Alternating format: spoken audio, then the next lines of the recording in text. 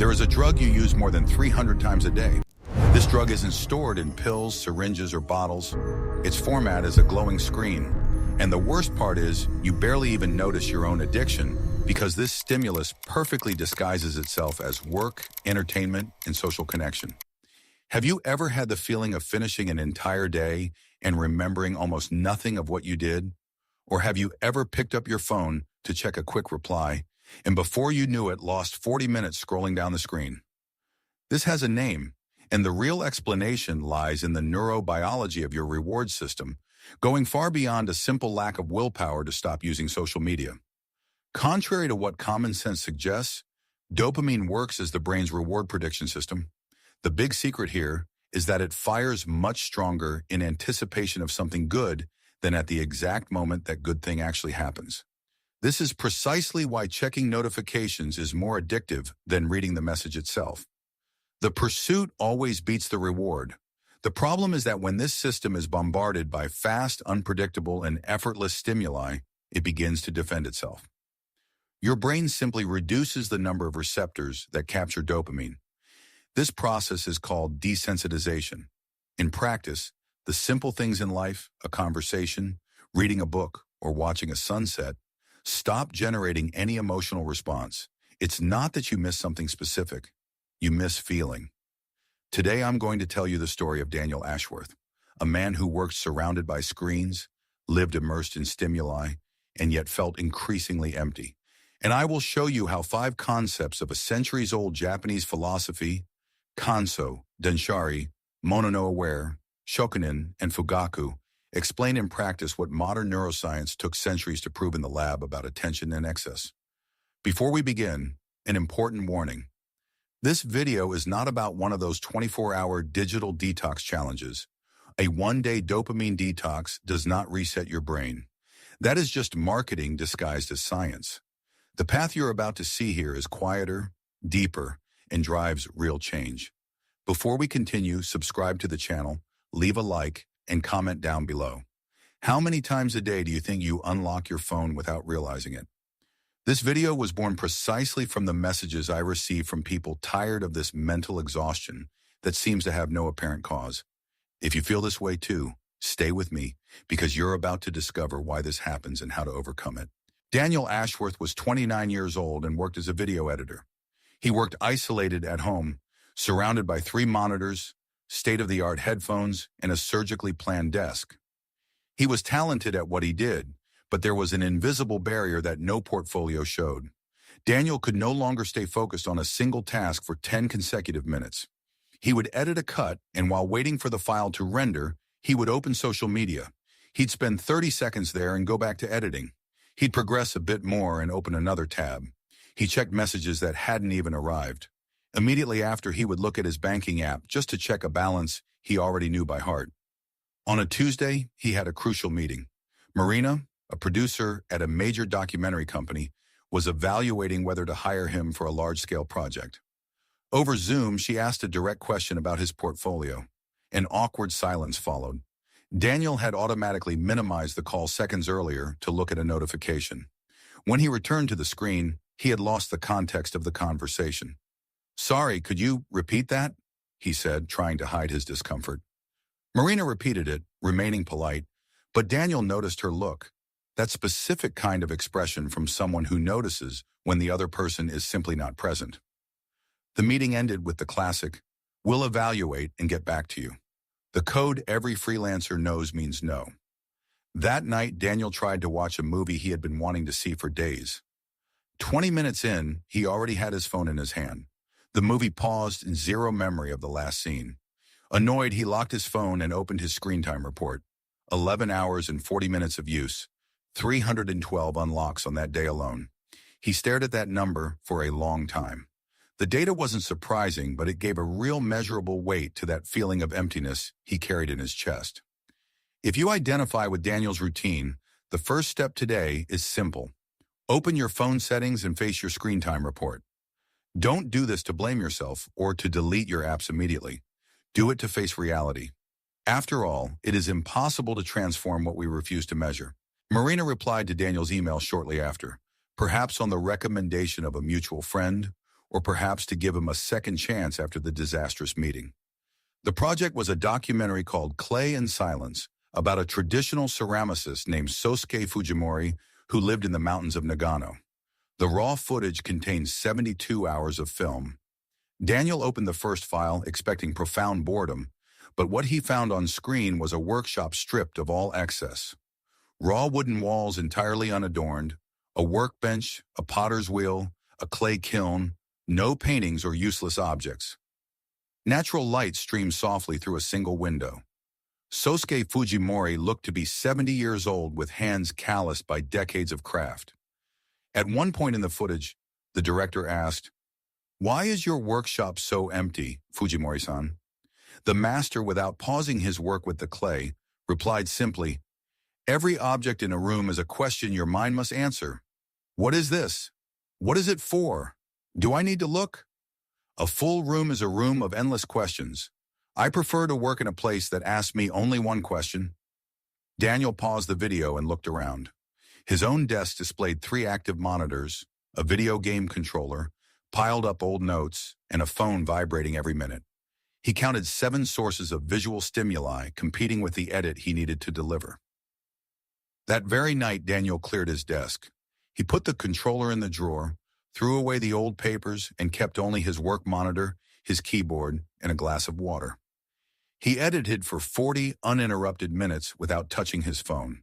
This change didn't require extraordinary effort. It happened because for the first time in a long while, there were no stimuli fighting for his attention. Daniel didn't know it, but he was practicing the principle called kanso, intentional simplicity. The real goal here is to reduce the visual triggers that can test your dopamine every second. Every unnecessary object is a silent promise of reward to the brain. A clean environment hands control of your attention back to you. The following week, Daniel delivered double the planned material, receiving direct praise from the producer. The secret had been quite simply letting go of the excess on his desk. Look around your space right now. Identify how many objects are on your desk purely out of habit, serving no real purpose for what you are doing. Choose a single spot. It could be just your desk and clear it, leaving only what is strictly necessary for your main task. The goal is not to adopt a minimalist aesthetic, but to give your focus a rest. 3 weeks into the project, an emergency arose. Marina needed a 15-minute preview in 48 hours to present to investors. Daniel was overwhelmed by that silent anxiety that paralyzes instead of motivates. Under pressure, his old behavior resurfaced. He reopened all the tabs he had closed, reinstalled social media apps to take a quick look, and went right back to the cycle of working for 5 minutes, only to spend 10 on his phone. In the middle of the night, exhausted, he realized he had wasted 2 hours toggling between screens without producing anything useful.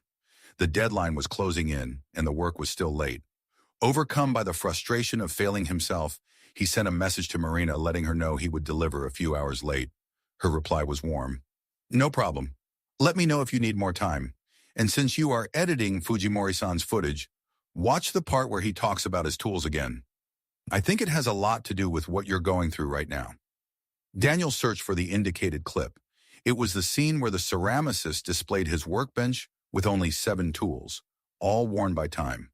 "I had more than 40 tools when I was young," Fujimori said in the video. "Each one promised to make my craft easier. It took me 20 years to understand that most of them only served so I wouldn't have to trust my own hands. I discarded 33 of them in a single day. It was difficult, but my work gained immediate quality." When asked about his criteria for discarding, the master replied, "I ask each object, do you serve my work or do you serve my insecurity? If it serves insecurity, it has to go." This process is danshari, refusing the superfluous, discarding what no longer serves and freeing oneself from attachment. The concept goes far beyond physical organization. It is about breaking the need to accumulate distractions just to avoid the discomfort of being alone with your own thoughts. Daniel looked at his phone screen and the massive number of installed apps. Realizing how many were there only as a quick escape from any second of boredom, he felt an inevitable discomfort. That very night, he uninstalled more than half of them. He did this because he finally understood that each of those icons fed his insecurity, not his productivity. The final cut was delivered 4 hours before the deadline. Understand that losing control during stressful moments is part of the path and does not undo your previous progress. But use the relapse to your advantage. Choose 3 apps you open purely out of habit and remove them from your smartphone. You can reinstall them later if you truly need them, but break the automatic loop of accessing them today. As the project progressed, Marina suggested that Daniel travel to Nagano to capture B-roll footage and meet the ceramicist in person. For the first time in years, he spent days disconnected as the mountain village had almost no cell service. On the second day of the trip, Fujimori retrieved a ceramic bowl with a striking crack on its side from a high shelf. Instead of hiding it, he placed it in the center of the table as the room's centerpiece. Noticing Daniel's curiosity, the master explained, "This bowl broke 12 years ago. I could have hidden the damage or simply discarded the piece.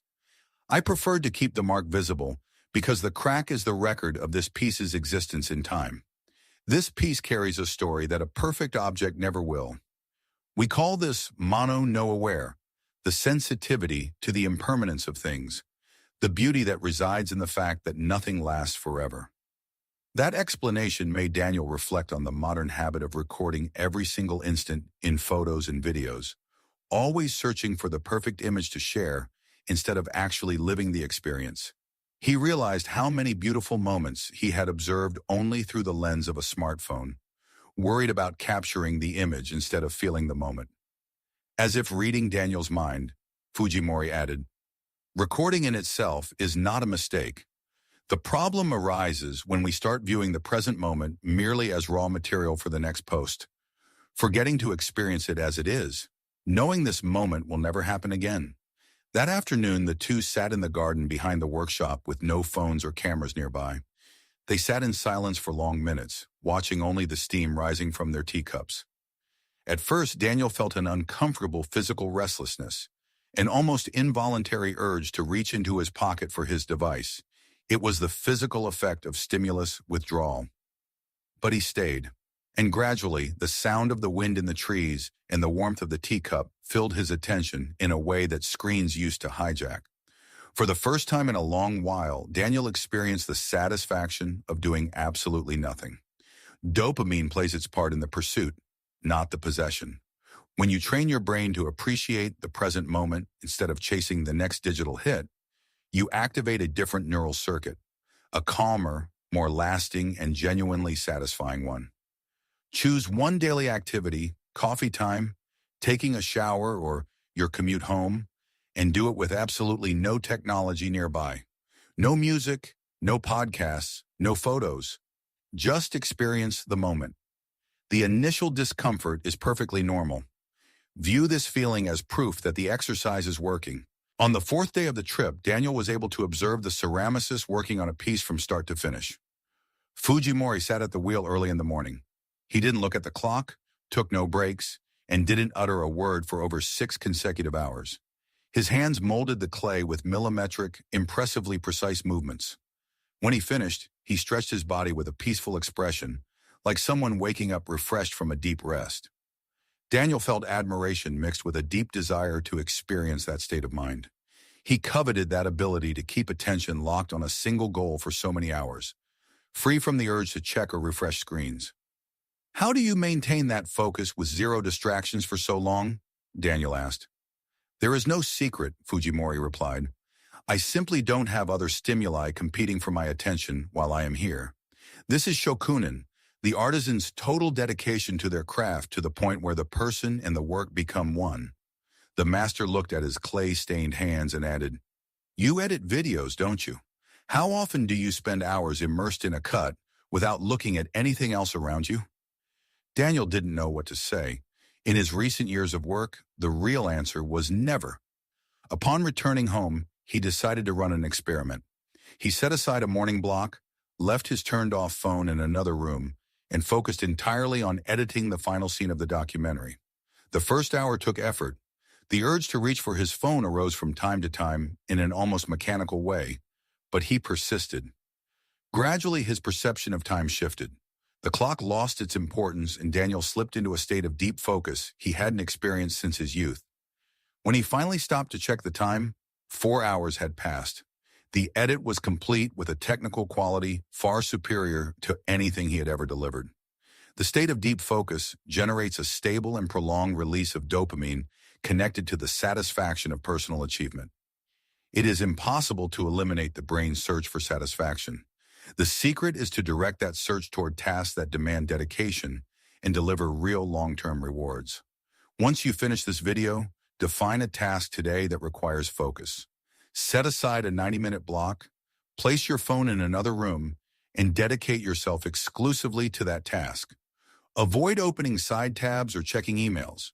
The first 20 minutes will be the most challenging, but the mental clarity that emerges afterward is entirely worth the effort. The documentary was in its final delivery stage. On the eve of the deadline, exhausted after reviewing the material, Daniel received a proposal from a former client for a quick gig with immediate payment. In the past, he would have accepted the project instantly, which would have meant returning to the old habit of working with dozens of tabs open and a totally divided attention span. The impulse to accept and keep all channels of stimulation open at the same time tried to take over again, the exact behavior that had ruined his routine months ago. Daniel looked at the finished project on his screen. He remembered Fujimori's mountainous workshop, the hours of concentrated silence, and the beauty of the imperfect bowl. He realized he now possessed the understanding necessary to identify that escapist behavior. He wrote back to the client, declining the rush job and offering a future date on his calendar instead. Then he closed his screens and rested. Fujimori had spoken about this moment on their last afternoon in Nagano. Avoiding a distraction once is easy. The true challenge lies in maintaining that choice day after day. When the novelty wears off, no one is watching, and giving into the easy stimulus seems like the simplest path. This mature stance of recognizing the appeal of quick stimulation and actively choosing focus is what the ancients called fugaku, the mental stability to stand firm on your course without straying. The next time you feel the urge to open a tab or check your phone in the middle of an important task, pause your action for 3 seconds. Ask yourself, does this behavior contribute to what I'm building right now? Or does it merely serve to relieve temporary boredom? This brief conscious pause is a direct practice of fugaku. What Eastern masters taught through silent practice, modern science now proves through data. Dopamine receptor downregulation. Research on neuroplasticity shows that constant exposure to multiple digital stimuli reduces the density of D2-type dopamine receptors in the brain. This defense mechanism against overstimulation ends up lowering our capacity to feel pleasure from simple, slower daily activities. The flow state. Studies on the flow state, or deep focus, indicate that prolonged dedication to a single task triggers a healthy, steady release of dopamine. This dynamic generates an internal satisfaction level far superior to the rapid, fleeting spikes caused by consuming fragmented content. The prefrontal cortex muscle. Neuroscientists point out that the prefrontal cortex, the area responsible for impulse control, functions much like a muscle. Every conscious choice for an activity that requires effort strengthens this region, while the automatic search for quick relief weakens it. The good news is that the brain retains its capacity to adapt throughout life, allowing us to reverse this state. Daniel reaped the fruits of this change months after delivering the documentary. The film Clay in Silence was released and met with excellent reception. Investors noted that the rhythm of the editing was different, conveying a rare calm and depth in today's market. This rhythm on screen was the visual translation of the internal change the editor had experienced himself. The documentary was selected for international festivals, and Marina offered him the editing role for a new series on traditional craftsmen in Japan. Daniel accepted but set a new condition in his workflow.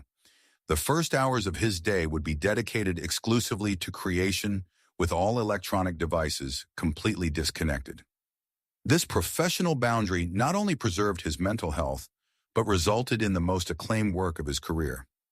A year after beginning this journey, Daniel lives a new reality. His desk displays only the essentials. The apps on his phone have been drastically reduced, and moments of deep focus have integrated into his routine.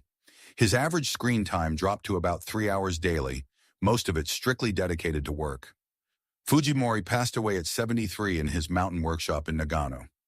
Marina sent the news accompanied by a request from the ceramicist's family.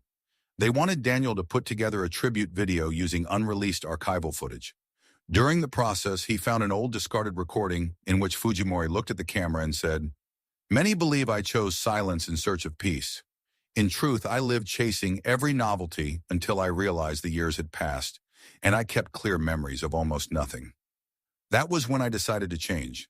It is never too late to choose to record your own history in your memory." Daniel kept that clip as the closing message of the tribute. Daniel didn't transform his life overnight. He started by clearing his desk. Then he removed the apps that created automatic distractions. He learned to appreciate silence, trained his focus on long tasks, and learned to say no to easy impulses. None of these steps are extraordinary on their own, but together they restored his ability to find satisfaction in the simple things of life, a reflex that an excess of technology had overshadowed over the years. If you identified with this journey, you might think your professional routine demands constant connection and that there is no room for change. But the choice exists. The habit of constant stimulation has only made this search so automatic that we forget we can decide to act differently. Here is the practical invitation for the next 14 days. Step 1. Check your screen time report today. Just observe the number without judgment. Step 2. Clear your workspace, keeping only what is necessary for the task at hand. This is Canso. Step 3. Uninstall 3 apps that you access purely on autopilot. This is Danshari. Step 4. Set aside a moment of your day to experience without screens or recordings. This is Mono No Aware. Step 5. Dedicate a block of focus to an important activity, keeping your phone far away. This is Shokunin. Step 6. When faced with the urge to distract yourself, wait 3 seconds before giving in. This is Fugaku. Do not try to apply all of them at once. Choose just one of these steps and practice it consistently for the next 2 weeks. A year from now, you can continue unlocking your phone hundreds of times a day without remembering almost anything you saw. Or you can look back and remember the exact moment you chose to reclaim control of your attention and your life. If this message was useful to you, comment down below which of these steps you are going to put into practice starting today. And if you want to dive deeper into this journey of focus and mental clarity, click on the suggested video appearing on the screen right now. If this story has changed the way you perceive the digital noise in your life, please subscribe to the channel and like this video. We are uncovering the history and wisdom that modern distractions try to bury. Plant the seeds for a focused future. The next treasure of knowledge will be opened soon. Be present, walk with honor, and follow the path. Until the next video,